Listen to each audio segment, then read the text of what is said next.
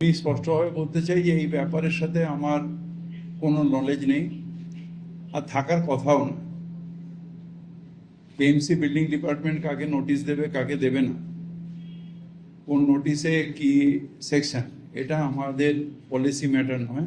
আর এটার সাথে আমার থাকা আমার এখতিয়ারের মধ্যে নেই। আর আমি এই ব্যাপারে কোনো ওয়াকিবহল নেই। এই পুরো ঘটনাটায় আমার কোনো ওয়াকিবহল নেই বা আমার কোনো জানাও নেই। এইটুকুই আমার।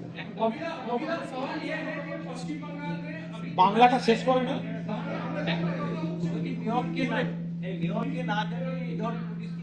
মেয়রকে জানানোর কথাই না।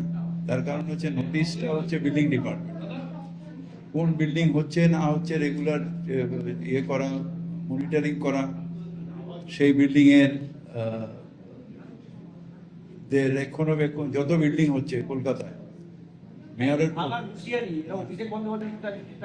না না এটা এটা এটা এটা আমাকে জানানো হয়নি বা এটা আমার জানানোর কথা।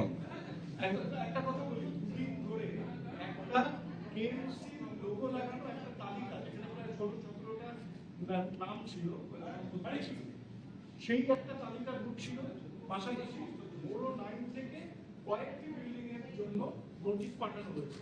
এই দুটো বিষয় আলাদা, এটা একটুখানি বলুন।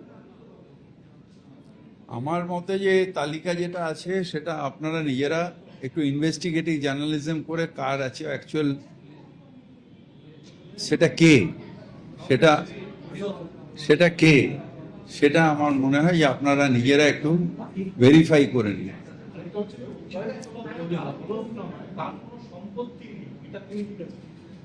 দেখুন, আমি ওনার পার্সোনাল ব্যাপারে আমি কথা বলতে পারবো না, কারণ আমি কোনো ইজারা নিইনি। আমার কেএমসি রুলসটা বলার দরকার ছিল, আপনাদের জানিয়ে দিতে হবে।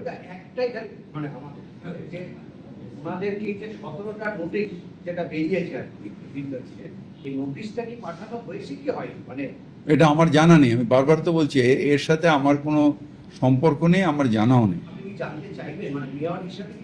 এটা আমার জানার এও নেই, এখতিয়ার নেই। আমি যখন মেটিয়াপুরে যে বিল্ডিং পড়ে গেছিল তখনই আপনাদের বলেছিলাম যে কোনো ইলেকটেড রিপ্রেজেন্টেটিভ বা ইলেকটেড যারা হয় তারা পলিসি তৈরি করে। এক্সিকিউটিভ যে কাজটা, সে এক্সিকিউটিভ কাজটা, এই কাজটা কমিশনের আন্ডারে হয়, এটাই কেএমসি অ্যাক্ট।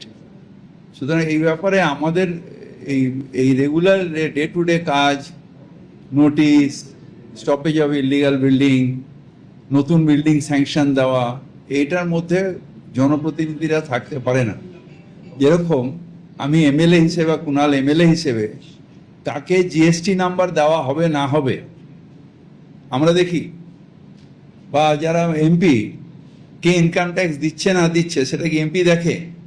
ঠিক সেইভাবে এটাও আমাদের এখতিয়ারের মধ্যে পড়ে না। বড় চেয়ারম্যানেরও এখতিয়ারে নেই যে বড় বিল্ডিং ডিপার্টমেন্ট কাকে নোটিশ দেবে না দেবে, এটা বড় চেয়ারম্যানের জিজ্ঞেসও করে না, আর এখতিয়ারের মধ্যে নেই। বড় চেয়ারম্যানের এখতিয়ার হচ্ছে বড় মিটিংয়ে এলাকার ডেভেলপমেন্ট নিয়ে কাউন্সিলররা কথা বলে সেটা রেজুলেশন হবে, ওই সেই রেজুলেশনটা আমাদের হেড অফিসে আসবে, বিভিন্ন ডিপার্টমেন্টে সেটা যাবে। এটা আমি কি করে বলবো? हमारे इसमें कोई कहना नहीं है, क्योंकि मेरे ये इख्तियार में भी नहीं है, और किसको नोटिस दिया जाएगा नहीं जाएगा ये मेयर और पूरा जो हम लोग जो ये क्या बोलते हैं इलेक्टेड रिप्रेजेंटेटिव है, हम लोग पॉलिसी मेकर है, इम्प्लीमेंटेशन हम नहीं करते। कहाँ पर बिल्डिंग सैंक्शन हुआ, कहाँ पर सैंक्शन नहीं हुआ, क्या इलीगल हो रहा नहीं हो रहा, क्या, ये एग्जीक्यूटिव है और एग्जीक्यूटिव हेड है कमिश्नर। ये हमारे हाथ में नहीं है जो हम हर चीज में हस्तक्षेप करें, और इसमें हमारा कोई जानकारी भी नहीं है, हमको मालूम भी नहीं है। क्या बिल्कुल या आपके डिपार्टमेंट की तरफ से ये कहा जाए कि ये नोटिस जो सर्कुलेट हो रही है ये तो आप जानते हैं कि हम कैसे सर्टिफाई करेंगे इसको।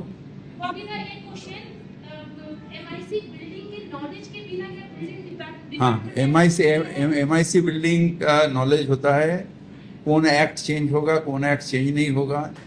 एमआईसी मीटिंग में जब आता है कोई गंभीर केस, तो उसको एमआईसी मीटिंग में डिस्कशन करना ये होता है। सोमवार को एमआईसी होने वाली थी लेकिन वो नहीं हुई, क्या उससे मुद्दा आने वाला था? ये मुद्दा आने वाला था कि नहीं हमको मालूम नहीं है। আপনি এটা বললেন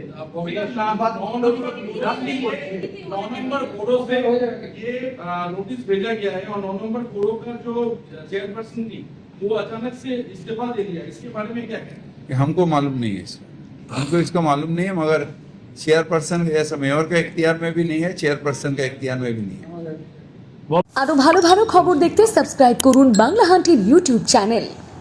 বাংলা হান্টের আরো খবর দেখতে নজর রাখুন। বাংলা খবর মানেই বাংলা হান্ট।